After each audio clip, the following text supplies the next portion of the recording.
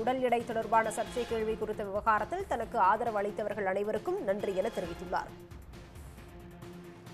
கூடுதல் விவரங்களோடு இணைகிறார் செய்தியாளர் விஷ்ணு. விஷ்ணு, வணக்கம். விவரங்கள். நடிகை கௌரி கிஷன் நேற்று முன்தினம் நடைபெற்ற செய்தியாளர் சந்திப்பில் இந்த உடல் எடை குறித்த கேள்வி எழுப்பப்பட்ட நிலையில் யூடியூபர் அந்த அநாகரிகமான கேள்விக்கு நாடு முழுவதுமே அந்த எதிர்ப்புகள் எழுந்த நிலையில் நடிகை கௌரி கிஷனுக்கு தொடர்ந்து ஆதரவு என்பதும் பெருகி வந்தது. இந்த நிலையில் ஆதரவளித்த அனைவருக்கும் நன்றி தெரிவித்து அவர் அறிக்கை வெளியிட்டிருக்கிறார். அது மட்டுமின்றி பாடி ஷேமிங் நகைச்சுவை என்ற பெயரில் இன்னும் தொடர்கிறது.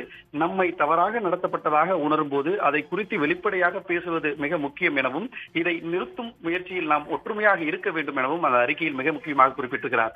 இந்த அறிக்கையில் அதாவது அவர் தொடர்ந்து கூறுவது, எனக்கும் அந்த யூடியூபருக்கும் கடுமையாக அந்த உரையாடல் என்பது நடந்திருந்தது. இதன் மூலம் கலைஞர்களுக்கும் ஊடகத்திற்கும் இடையில் நாம் எதிர்பார்க்கும் மரியாதையான உறவை பற்றி சிந்திக்க வேண்டிய அவசியம் உள்ளது என அவர் தெரிவித்திருக்கிறார். ஒரு பொது நபராக விமர்சனங்கள் எனது தொழிலின் ஒரு பகுதியாக இருப்பதை புரிந்திருக்கிறேன்.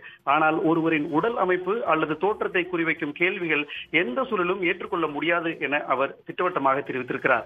நான் அங்கு சென்றது என் திரைப்படத்தை பற்றி பேசுவதற்காக. அதே கேள்வி ஒரு ஆண் நடிகரிடம் இவ்வாறு கேட்பார்களா என்ற கேள்வி எனக்குள் எழுந்தது.